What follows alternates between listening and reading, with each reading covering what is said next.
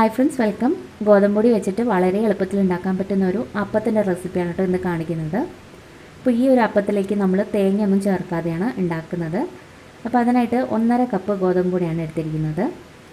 അപ്പോൾ ഈ 1.5 കപ്പ് ഗോതമ്പൊടിയിൽ നിന്നും നമുക്ക് ഒരു 15 അപ്പം വരെ ഉണ്ടാക്കിയെടുക്കാൻ പറ്റും.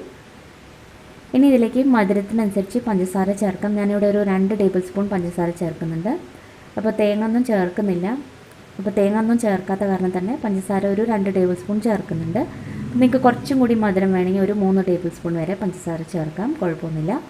ഇനി ഇതിലേക്ക് 2 ടേബിൾ സ്പൂൺ റവയും കൂടി ചേർക്കാം. വറുത്ത റവയോ വറുക്കാത്ത റവയോ ഏത് വേണമെങ്കിലും ഉപയോഗിക്കാവുന്നതാണ്. പിന്നെ 1/4 കപ്പ് ചോറും കൂടി ചേർക്കാം. ഇപ്പോൾ ചോറില്ല എന്നുണ്ടെങ്കിൽ കുതിർത്ത അവൽ 1/4 കപ്പ് ചേർത്താലും മതി. ഇതിപ്പോൾ ഞാൻ എടുത്തിരിക്കുന്ന ചോറ് നല്ല ചൂടുള്ള ചോറാണ്. ഇപ്പോൾ ഒരു 1/4 കപ്പ് തന്നെ മതിയാവും. ഇനി ആവശ്യത്തിന് ഉപ്പും കൂടി ചേർക്കാം. ഇനി ഇതിലേക്ക് 1 ടീസ്പൂൺ ഇൻസ്റ്റൻറ്റ് ഈസ്റ്റും കൂടി ചേർക്കുന്നുണ്ട്.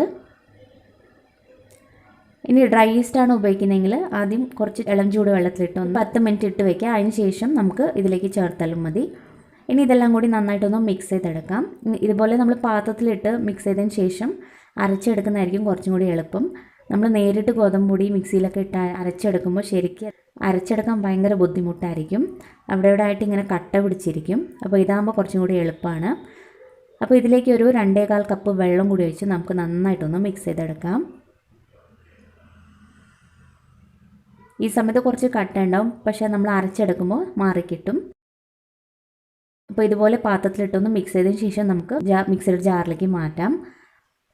അപ്പോൾ ഇങ്ങനെ വേണമെങ്കിൽ ചെയ്യാം, അല്ലെങ്കിൽ നേരിട്ട് മിക്സിയിലിട്ടിട്ട് അരച്ചാലും മതി. നമ്മളിതിൽ ചേർത്തിരിക്കുന്ന വെള്ളം നോർമലായിട്ടുള്ള വെള്ളമാണ്, ചൂടുവെള്ളമൊന്നും ചേർക്കേണ്ട ആവശ്യമില്ല. അപ്പോൾ നന്നായിട്ട് ഇതുപോലെ അരച്ചെടുത്തിട്ടുണ്ട്. നമ്മളിത് അരയ്ക്കുന്ന സമയത്ത് തന്നെ മാവ് ഒന്ന് ചൂടാവും. അപ്പോൾ ആ ഒരു ചൂട് തന്നെ മതി. ഇനി ഇതൊരു പാത്രത്തേക്ക് മാറ്റാം.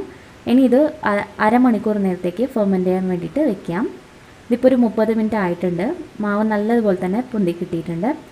അപ്പോൾ ഇത് ഓരോ സ്ഥലത്തിൻ്റെ കാലാവസ്ഥ അനുസരിച്ചിരിക്കും. അടുത്ത സ്ഥലത്തൊക്കെ ആണെങ്കിൽ കുറച്ച് സമയം പിടിക്കായിരിക്കും. അല്ലാത്ത സമയത്താണെങ്കിൽ 30 മിനിറ്റ് തന്നെ ഫെർമെൻ്റായി കിട്ടും. അങ്ങനെ തണുത്ത സ്ഥലത്തൊക്കെയാണ് ഉള്ളെങ്കിൽ നമ്മൾ അരയ്ക്കുന്ന സമയത്ത് കുറച്ച് ഇളം ചൂട് വെള്ളം ഒഴിച്ചിട്ട് അരച്ചെടുത്താൽ മതി. 30 മിനിറ്റിൽ തന്നെ ഇത് റെഡിയായി കിട്ടും. അപ്പോൾ മാവിലേക്ക് വീണ്ടും ഒരു 1/4 കപ്പ് വെള്ളം കൂടി ഒഴിച്ചിട്ട് ഒന്ന് ലൂസാക്കി എടുത്തിട്ടുണ്ട്. നമ്മുടെ അപ്പം മാവിൻ്റെ പരുവത്തിലാക്കിയെടുത്താൽ മതി. എന്നാലും ശരിക്കും ഇത് ചുറ്റിച്ചെടുക്കാൻ പറ്റുള്ളൂ. അപ്പോൾ ചട്ടി നന്നായിട്ട് ചൂടായതിന് ശേഷം നമുക്കിതിലേക്ക് ഒരു 1.5 സ്പൂൺ മാവ് ഒഴിച്ചിട്ട് അപ്പം ഉണ്ടാക്കിയെടുക്കാം. മാവിൻ്റെ കൺസിസ്റ്റൻസി കറക്റ്റായിരിക്കണം. മീഡിയം ഫ്ലെയിമിലിട്ട് കുക്ക് ചെയ്തെടുക്കാം. നമ്മുടെ അപ്പം ഇവിടെ റെഡി ആയിട്ടുണ്ട്.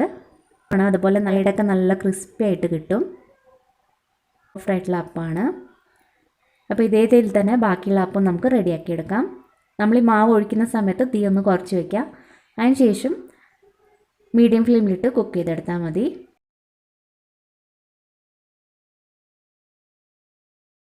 സിമ്പിളായിട്ട് ഉണ്ടാക്കാൻ പറ്റുന്നൊരു ഈസി റെസിപ്പിയാണ്. അപ്പോൾ നമ്മൾ അപ്പമൊക്കെ ചുട്ടെടുത്തിട്ടുണ്ട്. അപ്പോൾ ചൂടോട് കൂടി തന്നെ കഴിക്കുന്നതായിരിക്കും നല്ലത്. തണുത്തു പോയാലും കുഴപ്പമൊന്നുമില്ല, ആ ഒരു ടേസ്റ്റ് അങ്ങനെ തന്നെ ഇരിക്കും. ഈ ഒരു അളവിൽ നിന്ന് നമുക്കൊരു 15 അപ്പം വരെ ഉണ്ടാക്കിയെടുക്കാൻ പറ്റും. കുറച്ചും കൂടി അപ്പം കൂട്ടി വേണമെങ്കിൽ അതിനനുസരിച്ച് ഗോതമ്പൊടി കൂട്ടിയെടുത്താൽ മതി. ഈ ഒരു അളവിൽ നമുക്കൊരു 3 ആൾക്ക് കഴിക്കാൻ പറ്റുന്നൊരു അളവാണ് കാണിച്ചിരിക്കുന്നത്. അപ്പോൾ ഈ ഒരു റെസിപ്പി നിങ്ങൾ എന്തായാലും ഒന്ന് ട്രൈ ചെയ്തിട്ട് അഭിപ്രായങ്ങളൊക്കെ അറിയിക്കുക. വീഡിയോ ഇഷ്ടപ്പെട്ടാൽ ലൈക്ക് ചെയ്യാനും സബ്സ്ക്രൈബ് ചെയ്യാനും മറക്കരുത്. Thank you.